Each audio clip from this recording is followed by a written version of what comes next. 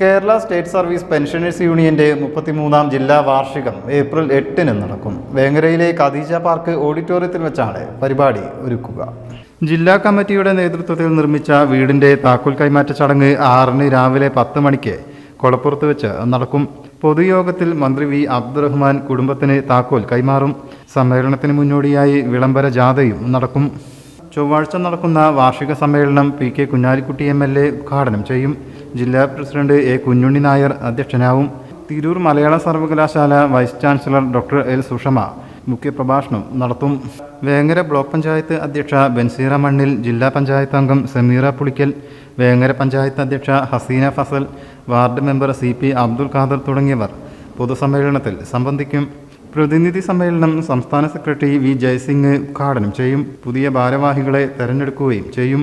സാമൂഹ്യ പ്രതിബദ്ധതയുടെ ഏറ്റവും പ്രധാനപ്പെട്ട ഒരു മകുടോദാഹരണമായിട്ട് പറയാൻ കഴിഞ്ഞ 5 വർഷമായിട്ട് ഞങ്ങൾ ജില്ലാ സമ്മേളനം നടക്കുന്ന ബ്ലോക്കിലെ ഏറ്റവും പാവപ്പെട്ട ഒരു കുടുംബത്തെ കണ്ടെത്തി. അതായത് സർക്കാരിന്റെ പദ്ധതികളൊന്നും ഉൾപ്പെടാൻ, സാങ്കേതിക കാര്യങ്ങൾ ഉൾപ്പെടാൻ പറ്റാത്ത ഒരു അംഗത്തിനെ സുതാര്യമായ രീതിയിൽ കണ്ടെത്തി അവർക്കൊരു വീട് ഉണ്ടാക്കി കൊടുക്കാനുള്ള കഴിഞ്ഞ 5 വർഷമായിട്ട് നടത്തിക്കൊണ്ടിരിക്കുന്ന ഒരു മഹത് പദ്ധതി.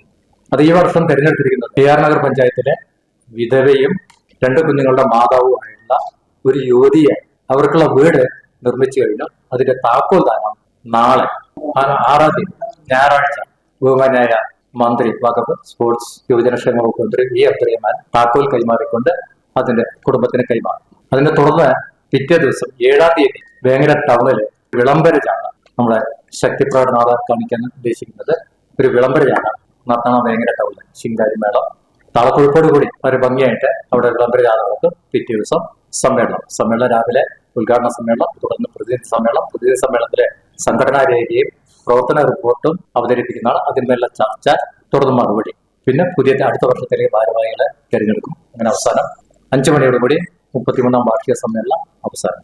A. Kunhunni Nair, T.K. Narayanan, M.K. Devaki, doctor K.T. Ali Askar, K.V. Scaria, Rajan Thayyil എന്നിവർ വാർത്താസമ്മേളനത്തിൽ സംബന്ധിച്ചു. News bureau, Malappuram.